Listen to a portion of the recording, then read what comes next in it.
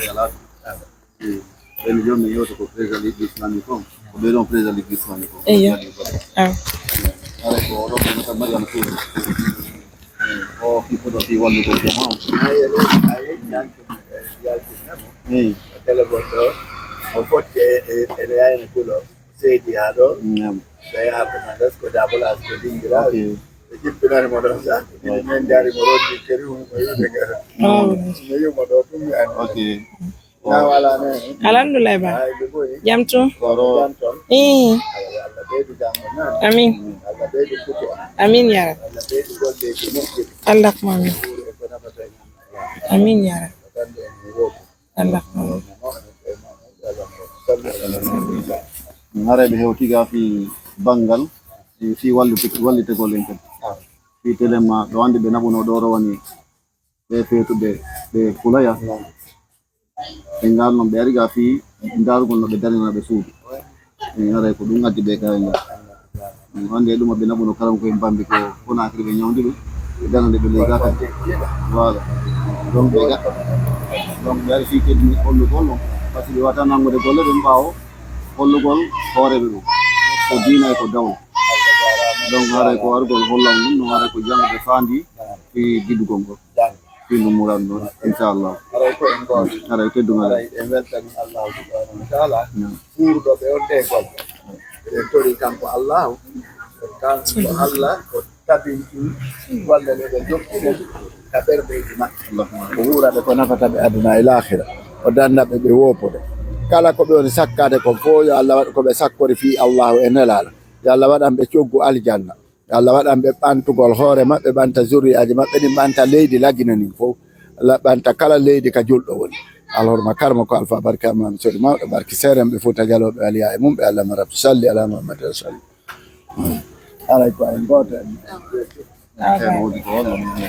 lantangi ni ɗo aray kono ɓe holliri on ni aray ko justement ko ɗum addi men fi haray jontugol on teddungal ngal on tini kamerem ga ko andiraɗen ko teddingol moɓɓe e dooma duwa aray ko mojobere men mari wiyetende assistance humanitaire d'urgence wonde walitade julɓe Allah ɓe aray minen e famille Kulaya woni ko men andidiri ha men nayi ɓe ñawdugol hikka ɗo Allah muuyi meɗen daarude so tawi woni Allah muuyanay men min darnaɓe suudu aray min okkama leydi telema ka idini juuleteɗo haray meɗen darde janngo so tawi woni o newni haray min waɗana ɓe ɗon min waɗa janngo diɗa noon en ɗon haray kisanti min fuɗɗo golle ɗen si Allah muuyi waaw kala ko wodi ko golle feeto Allah kala ko ala ko Allah okko sabbo Allah don fewri ya Allah taala Allah Allah wat barke mo wat barke zuriyaji Allah alors ma kala ko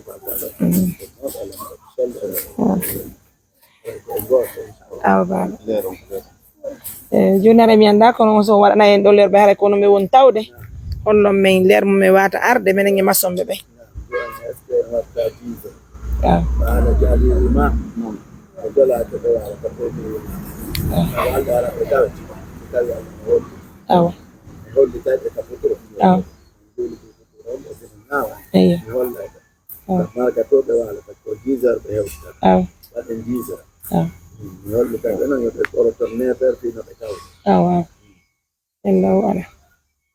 amenen kadi ala men ɓoroto law mamu si Allah muyi on jarama buy baba nan albarka mo ko mama ɓe ɗon Bakar on jibini Alman Ahmad on jibini Alkomar on jibini Tayna on jibini alhamdulillah Allah moƴƴini ɗon yo nokkoro men komin domira duwa on jarama buy baba donc haray joni janggo men hewtinani on jarama buy albarka mesdames, messieurs, merci à tous pour la confiance.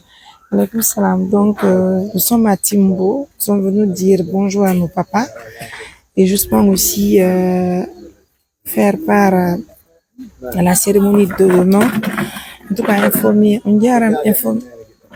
informer à nos parents, les sages de Timbo, pour la cérémonie qui est prévue demain. Alhamdulillah, le papa nous a accueilli tellement bien et il a promis d'informer tous les autres sages pour qu'ils soient demain avec nous. Merci donc pour l'accompagnement, merci pour la confiance, pardon, le soutien et merci pour tout. Hein. Et je vais essayer de vous laisser, mais retenez bien que l'assistance humanitaire d'urgence remercie tous les partenaires à tous les niveaux.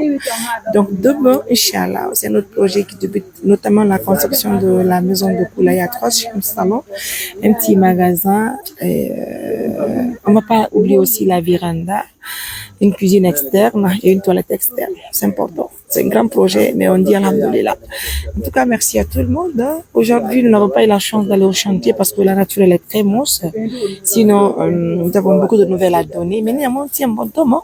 Hein. On va le faire, Inch'Allah. Prenez bien soin de vous. Yalla ko to ndira mama mun e jam